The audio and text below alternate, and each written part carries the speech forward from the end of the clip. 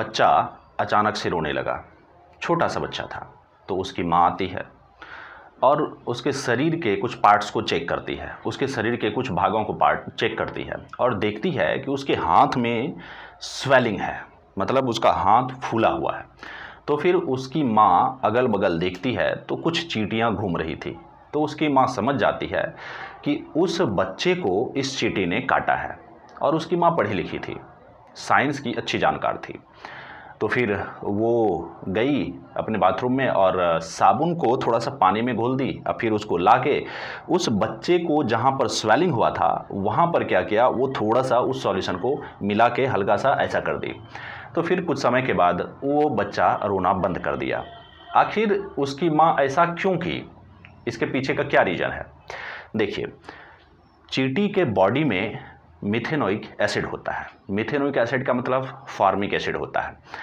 और साइंस में इस बात को दिया गया है कि अगर एसिड को बेस से रिएक्शन करवा दिया जाए तो दोनों क्या होता है, मतलब अगर अम्ल को क्षार से रिएक्शन करवा दिया जाए तो दोनों एक दूसरे के इफेक्ट को क्या करता है, कंप्लीट रूप से ख़त्म कर देता है। मतलब वहाँ पर न्यूट्रलाइजेशन रिएक्शन हो जाता है और वहाँ पर क्या बनता है, तो सॉल्ट बनता है एंड वाटर बनता है। तो अब देखिए यहाँ पर हुआ क्या, जब उसकी माँ वहाँ पर वो लगाई साबुन का जो सॉल्यूशन था, उस साबुन का सॉल्यूशन जाकर के उस एसिड से रिएक्ट किया और उस एसिड का इफ़ेक्ट को ख़त्म कर दिया। तो देखिए चींटी का जो बॉडी में होता क्या है, तो फॉर्मिक एसिड होता है, मतलब मिथेनोइक एसिड होता है। अब वहीं पर अगर हम लोग बात करें जो बीज होती है मधुमक्खी, तो मधुमक्खी के भी बॉडी में क्या होता है, तो मिथेनोइक एसिड होता है, मतलब फॉर्मिक एसिड होता है। अब कभी कभी क्या होता है कि आपको, या कभी कभी आप देखते होंगे किसी को वास्प स्टिंग कर लिया। वास्प मतलब हड्डा, जिसको कि हम लोग बिरनी के भी नाम से जानते हैं। जब बिरनी क्या करता है, आपको डंक मारती है, तो क्या वो भी आपके बॉडी में एसिड ही इंजेक्ट करती है? तो क्या वहाँ पर आपको साबुन का ही सॉल्यूशन लगाना चाहिए? तो इसका आंसर है बिल्कुल भी वहाँ पर साबुन का सॉल्यूशन नहीं लगाना चाहिए, नहीं तो और ज़्यादा आपको जलन होगी। आखिर क्यों? ये जो वास्प होता है, वास्प के बॉडी में बेस होता है, मतलब क्षार होता है। और आपने क्या किया, वहाँ पर साबुन में क्या होता है, बेस होता है, क्षार होता है, और आपने वहाँ पर क्या कर दिया, क्षार को ही मिला दिया। ये तो और डबल हो जाएगा ना। तो अब यहाँ पर प्रश्न यह उठता है कि आखिर वहाँ पर क्या लगाया जाए। जब आपको वास्प स्टिंग करती है, वास्प काटती है, मतलब हड्डा अगर काटता है, तो फिर आपको क्या करना चाहिए? तो यहाँ पर आपको जो लगानी चाहिए वो विनेगर लगानी चाहिए। क्यों? क्योंकि विनेगर में जो होता है इथेनोइक एसिड होता है। देखिए, इथेनोइक एसिड का मतलब क्या हो गया कि एसिटिक एसिड, या तो आप बोले इथेनोइक एसिड या तो आप बोले एसिटिक एसिड। अब देखिए आपको क्या किया, हड्डा ने काटा, वास्प ने काटा। अब वास्प के बॉडी से निकल के आपके बॉडी में क्या आ गया, तो बेस आ गया। अब आपने एसिटिक एसिड को लगाया, मतलब विनेगर को लगाया, तो फिर वहाँ पर रिएक्शन होगा, अभिक्रिया होगा। कौन सा? तो न्यूट्रलाइजेशन रिएक्शन होगा। और इस न्यूट्रलाइजेशन रिएक्शन के कारण क्या होगा, आपका वहाँ पर जो दर्द हो रहा था वो दर्द क्या हो जाएगा, कम हो जाएगा। अब देखिए कभी कभी आप किसानों को देखे होंगे कि वो अपने खेतों में जो मैन्योर है, मतलब गोबर वाला जो खाद है, उसको मिलाता है। आखिर इसके पीछे का रीज़न क्या है? देखिए, बहुत सारा फर्टिलाइजर्स का यूज करने के बाद जब कोई भी मिट्टी क्या हो जाता है, बहुत ही ज़्यादा बेसिक हो जाता है, मतलब क्षारीय हो जाता है, तब ये मैन्योर को मिलाया जाता है। मैन्योर को मिलाने से क्या होता है, ये जो खाद है, जो कि गोबर वाला खाद है, इस गोबर वाले खाद में आखिर होता क्या है, तो एसिड होता है। अब मिट्टी हो गया आपका क्षारीय। आपको पता कैसे चलेगा कि आपका खेत का जो मिट्टी है वो क्षारीय होगा, बेसिक हो गया है? इसको आप पता तभी कर सकते हैं अगर आप अपने खेत में प्लांट को लगाएंगे, मतलब फसल को लगाएंगे, तो आपका प्लांट ग्रो करेगा ही नहीं। तो यहाँ पर आप समझ जाएंगे कि आपके खेत में क्या चीज़ आ गई है, तो आपका खेत बेसिक हो गया है, क्षारीय हो गया। तब आप क्या मिलाएंगे उसमें, तो आप उसमें मिलाएंगे गोबर वाला खाद, मतलब मैन्योर मिलाते हैं। तो उस गोबर में जो मौजूद एसिड होता है, वो एसिड आपके खेत में जो बेस है उसके साथ में रिएक्ट करता है, और इस रिएक्शन को हम लोग न्यूट्रलाइजेशन रिएक्शन कहते हैं। और दोनों एक दूसरे के रिएक्शन को क्या करता है, ख़त्म कर देता है। आप यहाँ पर इस रिएक्शन को ऐसे समझ सकते हैं, जब इधर एसिड है और इधर बेस है, दोनों एक दूसरे के साथ में लड़ता है तो दोनों में से कोई नहीं बचता है, वहाँ पर कोई तीसरा ही चीज़ आ जाता है जो कि सॉल्ट बनता है। मतलब एसिड और बेस अगर रिएक्ट करे तो फिर बनता है सॉल्ट, एंड क्या बनता है तो वाटर बनता है। अब देखिए, एक तो ये बात होगी, अगर मिट्टी अम्लीय हो जाए, मतलब जब मिट्टी क्या हो जाए आपका एसिडिक हो जाए, बेसिक हो जाए। लेकिन जब मिट्टी एसिडिक हो जाए तब क्या मिलाते हैं? अगर मिट्टी एसिडिक हो जाता है तो इस वाले कंडीशन में हम लोग वहाँ पर मिलाते हैं कैल्शियम हाइड्रोक्साइड, जिसको कि हम लोग स्लैग्ड लाइम के नाम से जानते हैं। क्या? तो स्लैग्ड लाइम, या हिंदी में कहें तो इसको बूझा हुआ चूना बोलते हैं। या तो कैल्शियम ऑक्साइड मिलाते हैं। कैल्शियम ऑक्साइड का मतलब क्या हो गया?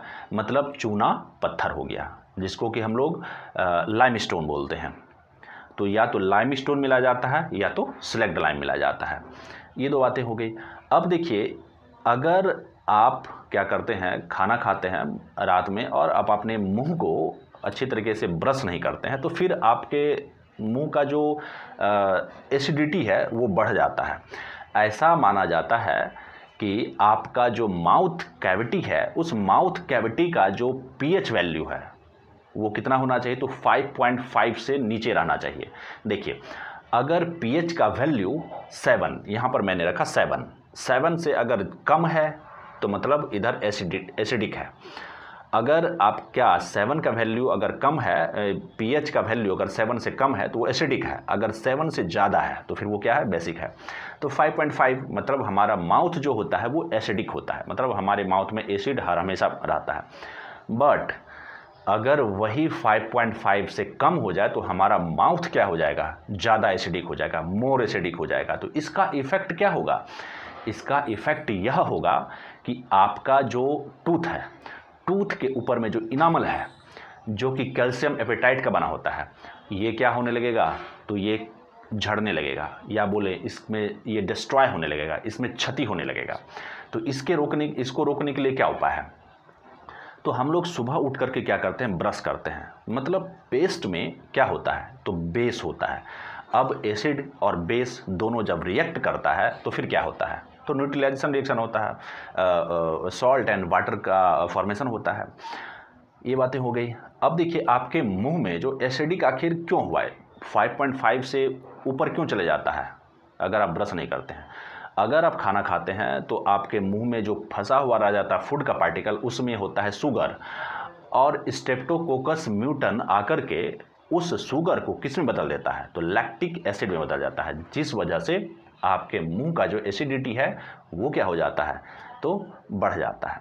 और देखिए, अगर आप दूध पी रहे हैं, अधिक दूध पी रहे हैं, आपको पहले से गैस बना हुआ है, मतलब आपका पेट में क्या है? एसिड पहले से ज़्यादा मौजूद है, और आप दूध को पी रहे हैं, तो फिर आपके लिए ये खतरनाक हो सकता है, आपके लिए, आपके शरीर के लिए सही नहीं होगा।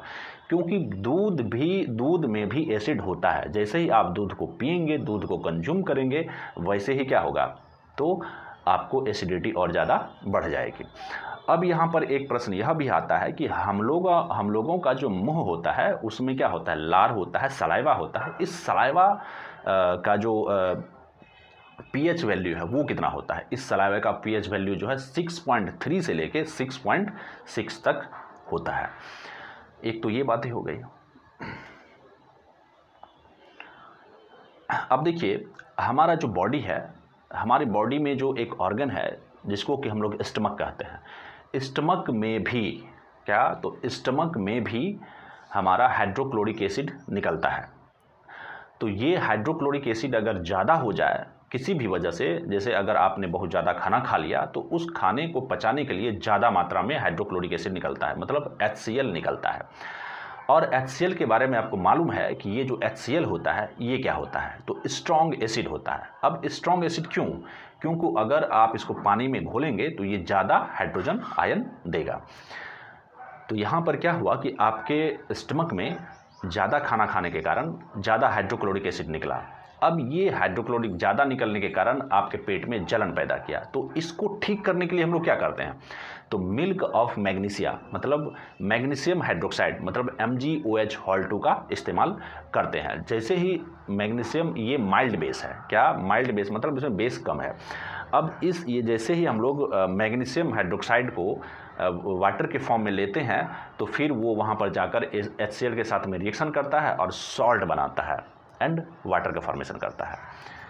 तो आज के लिए बस इतना ही। आपसे मिलते हैं अगले वीडियो में नए टॉपिक के साथ। तब तक के लिए जय हिंद।